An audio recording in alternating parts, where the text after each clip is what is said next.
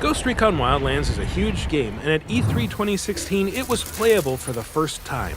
After battling through the Cooperative demo, we had a chance to speak with Dominic Butler, lead game designer of Ghost Recon Wildlands, about the world he's helped create and the freedom it gives players to fight a four-man drug war however they see fit. What of what you're showing are you most excited for players to discover during E3? It's a game that we're very proud of, and I think that's the most exciting. Rather than a particular feature, they're getting to see that co-op is there, and it's fun, and they see the opportunities in terms of vehicles, in terms of gameplay, in terms of approach.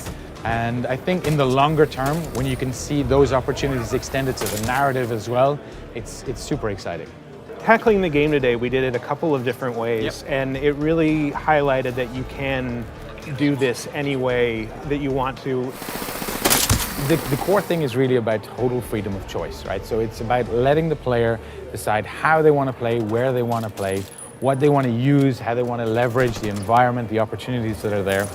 But it is a very dangerous and reactive world, so once the alarms start going off, that alarm propagation goes out, reinforcements get called, and suddenly you find yourself not dealing with 2 or 3 enemies, but a dozen or more. They're coming in by armored vehicles, they're sometimes coming in by helicopter, and so things can escalate. They can get really big very quickly if you're not prepared. At one point, I freed some rebels that were in a cage. Right, yep. Can you tell us anything about them? Yes, so the rebellion is there, they exist in the world. It's really the people of Bolivia that are trying to fight back, because their whole country has been taken over, right? So they're trying to fight back, but they're completely underfunded. There's a corrupt local government that are working with the Santa Blanca, so the people really have no choice, they have no support. And this is an optional benefit that the player can leverage, is to try to help build up this rebellion, to support those rebels. Sometimes in camps you're gonna find cages, you're gonna find them imprisoned.